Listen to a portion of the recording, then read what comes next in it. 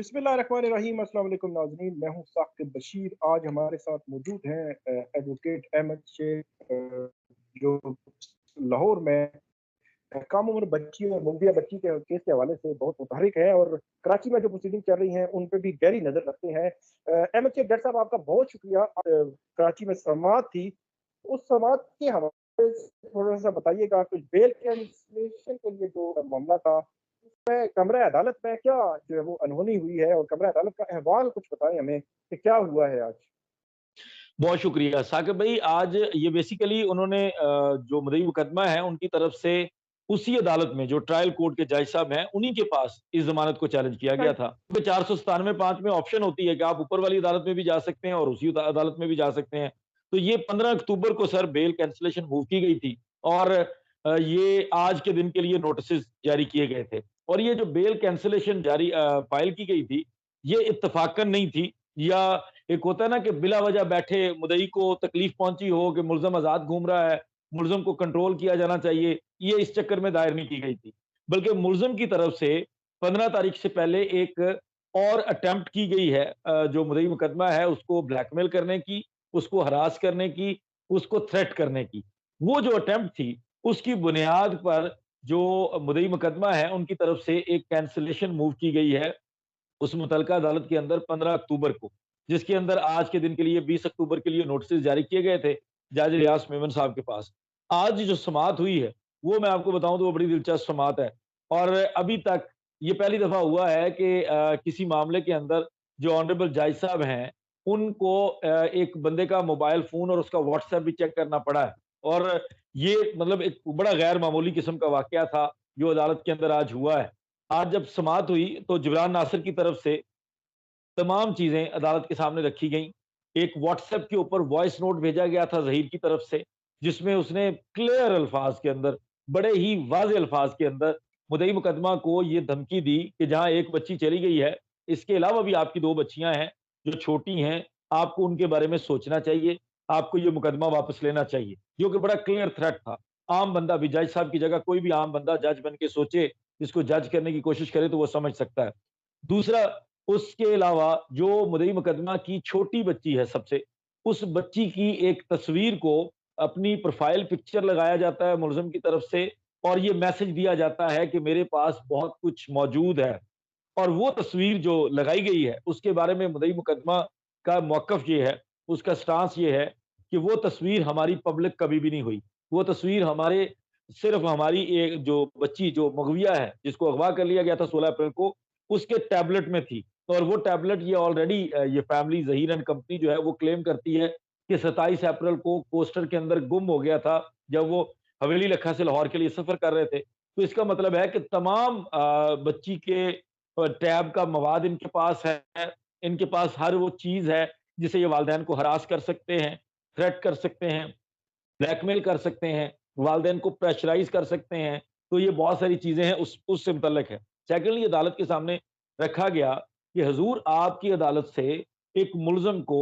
Heinous crimes के अंदर एक बहुत ही संगीन नौइयत के जो जराइम हैं उसकी दफ़ात के तहत एक मुकदमे के अंदर ज़मानत दी गई है। और ज़मानत का मतलब होता है कि आपने अपना कंडक्ट सही रखना है, आपको सिर्फ़ आप मुजरिम साबित नहीं हुए तब तक के लिए आपको एक आज़ादी दी गई है, और वो आज़ादी सब्जेक्ट टू सर्टेन कंडीशंस दी जाती है,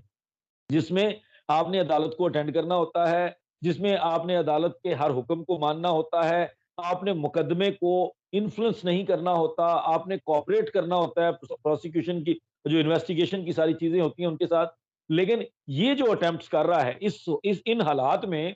मुल्ज़िम का सिर्फ़ राब्ता करना भी ये कहलाएगा कि वो थ्रेट कर रहा है, वो ब्लैकमेल कर रहा है। लेकिन जहाँ मुल्ज़िम डायरेक्टली इस तरह के मैसेजेस दे रहा है, और इससे कबल भी वो ज़मानत कबल गिरफ्तारी लेकर अपना कंडक्ट शो कर चुका है, और अदालत के ऑर्डर के अंदर भी ये चीज़ मौजूद है, जो ज़मानत कबल गिरफ्तारी वाला था, जिस पर अदालत ज़ाहिर हैरान थी। अदालत के लिए भी ये चीज़ बड़ी अजीब थी। बड़े गैर मामूली हालात हैं कि जिसमें एक मुल्ज़िम जानते हुए कि पूरी दुनिया इस एक केस को देख रही है और वो इस तरह की अटेम्प्ट कर जाए, तो ये बड़ा मुश्किल काम है। और ये कोई बहुत ही बड़े दिल गुर्दे वाला मुल्ज़िम कर सकता है, बड़ी अप्रोच वाला मुल्ज़िम कर सकता है, जिस पर अदालत के अंदर मेहदी काज़मी का मोबाइल आज जज साहब के सामने पेश किया गया।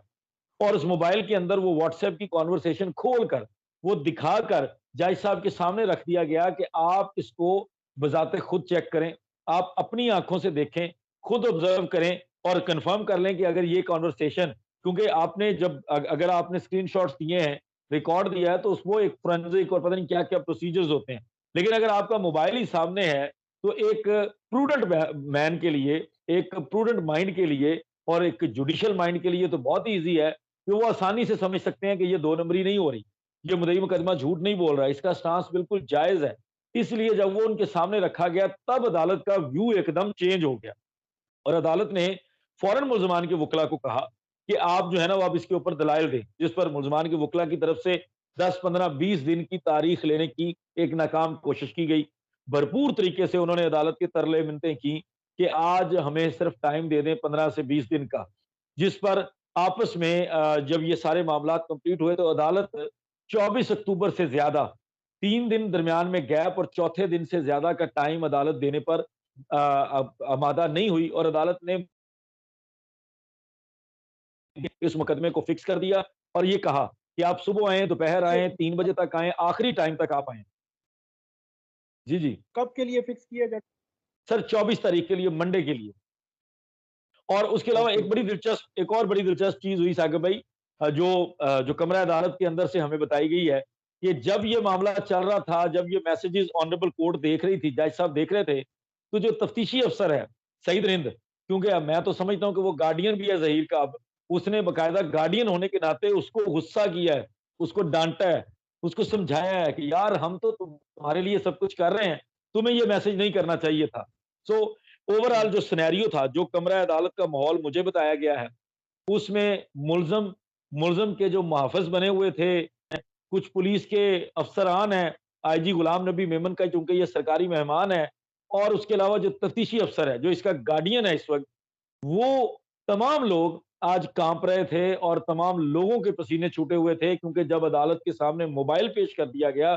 तो वो लम्हा जो था, वो इन लोगों के लिए बहुत परेशानी का बाइस था। क्योंकि उस वक़्त जो ऑनरेबल कोर्ट का जो एक व्यू नज़र आ रहा था, वो 100% ये नज़र आ रहा था कि अगर ये चीज़ क्लियर हो गई है, ये तो राब्ता करना ही जुर्म है और ये बंदा थ्रेट कर रहा है, पुश कर रहा है, ब्लैकमेल कर रहा है, हरास कर रहा है, तो ये 100% केस को इन्फ्लुएंस करने की अटेम्प्ट है और ऐसे मुल्ज़िम को कतई जेल से बाहर नहीं रखा जा सकता। और जो बज़ाहिर आज की प्रोसीडिंग के बाद जो एक्सपेक्टेड है कि मंडे को अगर ये ज़मानत के ऊपर मनसूखी के ऊपर बहस हो जाती है, मुल्ज़मान के वकील की तरफ से कोई फौतगी-शौतगी वाला माहौल नहीं बन जाता कि कोई इस तरह की तारीख लेने के लिए कोई इस तरह की अटेम्प्ट कर दी जाए, तो मुमकिन है, ये मुमकिनात में है बिल्कुल इस वक़्त तक कि ये ऑनरेबल कोर्ट जो है इस ज़मानत को रिकॉल करने जा रही है, विथड्रॉ करने जा रही है और मंडे को आएगा वो पुलिस की गाड़ी में ही प्रोटोकॉल में, लेकिन हो सकता है कि अगली सीट से पिछली सीट पे शिफ्ट कर दिया जाए और वापसी आईजी साहब के मेहमान खाने की बजाय आईजी जेल खाना जात साहब का जो हुजरा होगा वहाँ पर उसको मुंतकिल कर दिया जाएगा, मंडे तक। डॉक्टर साहब बहुत गैर मामूली वाक़या था ये तो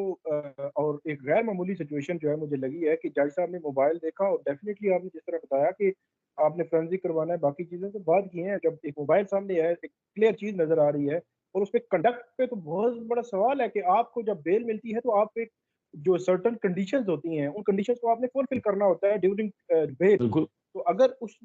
ये चीज़ें साबित हो जाती हैं, तो मुझे तो नहीं लगता कि मंडे को चे जाए कि इनके वकील कोई ऐसी श्योरिटी दे दें, कोई ऐसी चीज़ नई अदालत को कहें कि हम जो है वो ये श्योरिटी देते हैं कि हम आइंदा नहीं करेंगे या आइंदा जो है वो इस हवाले से हो सकता है अदालत इनको थोड़ा-सा रिलैक्स कर दे। लेकिन ऑन मेरिट मेरा नहीं ख्याल कि ये बच सकें। ऐसा कंडक्ट कि आप मुल्ज़िम हैं और आप बेल पे हैं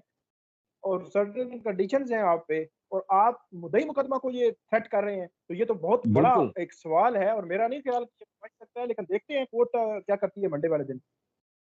इंशाल्लाह मंडे को एक्सपेक्टेड है। आप बिल्कुल सही कह रहे हैं साकिब भाई, आपने बड़े-बड़े केसेज़ रिपोर्ट किए होंगे, लेकिन आपने किसी मुल्ज़िम की इतनी ज़ुर्रत नहीं देखी होगी, बड़े-बड़े मुल्ज़मान की भी, कि वो इन हालात के अंदर, ऐसी सिचुएशन के अंदर, जब मुकदमे के अंदर इस तरह क्रिटिकल चीज़ें हैं और वो डिसाइडिंग फ़ेज़ में है, वहाँ पर वो मुद्दई मुकदमा को कॉन्टैक्ट भी करे, ऐसा मुमकिन नहीं है। लेकिन ये कॉन्टैक्ट भी हुआ है, थ्रेट भी किया गया है और आपको याद होगा जब कबल गिरफ्तारी ज़मानत ख़ारिज हुई थी, उस फैसले के अंदर भी इसका ये कंडक्ट लिखा गया था। क्योंकि इसने जब इंटरिम बेल ली थी प्री अरेस्ट, तब भी इसने एवीसीसी सिंध पुलिस के दफ्तर में बैठकर मुद्दई मुकदमा को धमकाया था और बुलाया था अपने पास और तब भी बच्ची की नाजेबा तस्वीर वायरल करने की धमकी दी थी। और ये बात अदालत अपने ऑर्डर में एक दफ़ा लिख चुकी है और यही अदालत है, यही जज साहब हैं और उनके सामने सारे फैक्ट्स जब दोबारा आ रहे हैं, तो मैं ज़ाती तौर पर ये समझता हूँ कि 100% बेल कैंसलेशन का केस है और मंडे को यही एक्सपेक्टेड है कि ये मंडे को वहाँ से सीधा जेल जाएगा। बहुत शुक्रिया जज साहब, आपने बड़ा तफसीलन हमें बताया कि आज जो कमरा अदालत की कार्रवाई थी वो क्या हुआ, क्या अनहोनी हुई। आइंदा भी नाज़रीन हम आपको अपडेट करते रहेंगे। थैंक यू, बहुत शुक्रिया।